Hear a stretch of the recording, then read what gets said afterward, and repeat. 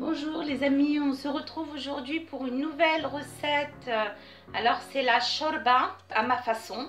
Après, si vous voulez suivre les étapes de la recette, on y va, c'est parti. Dans un récipient, je viens de mettre des carottes, du céleri, du fenouil, des oignons et voilà, un petit peu tous les légumes que j'ai mis pour la shorba que je vais mettre dans le mixeur. Je rajoute avec les tomates. Alors on y va pour la recette les amis.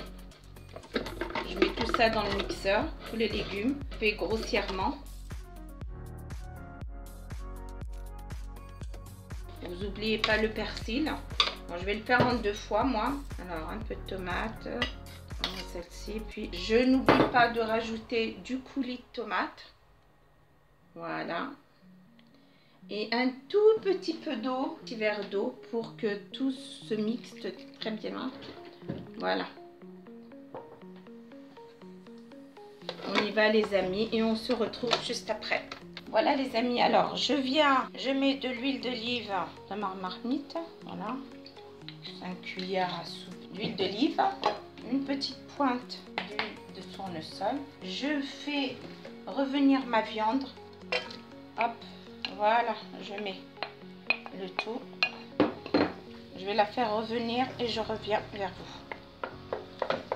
Voilà, à ce stade-là, comme vous voyez les amis, alors je vais baisser mon feu quand même.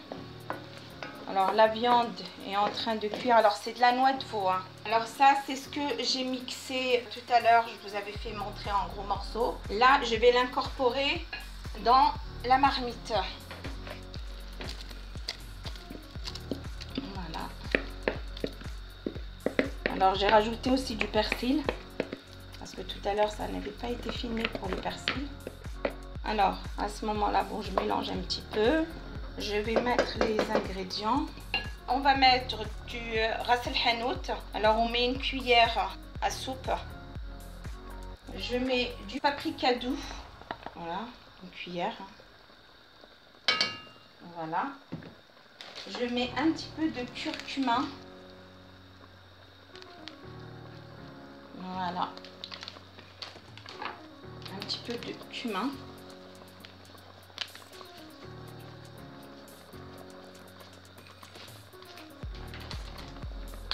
Et je vais mettre du sel. Je vais mettre une cuillère. Après, si vous rajoutez l'assaisonnement en fonction de votre goût, vous mettez un petit peu ce que vous voulez. Moi, je vais mettre un petit peu d'origan. Voilà, ça donne un bon goût.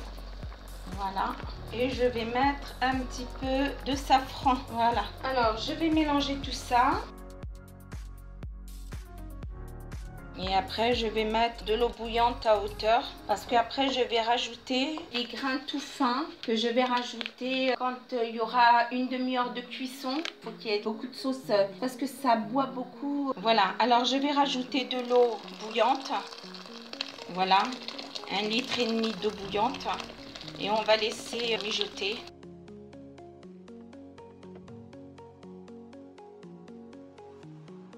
Voilà, comme ça il va rester toujours la sauce par rapport à la shorba que je vais mettre à l'intérieur. Voilà, alors là on va laisser revenir une demi-heure à couvert en mélangeant de temps en temps et puis après mettre le shorba. A tout de suite. Voilà les amis, alors on se retrouve après une demi-heure de cuisson.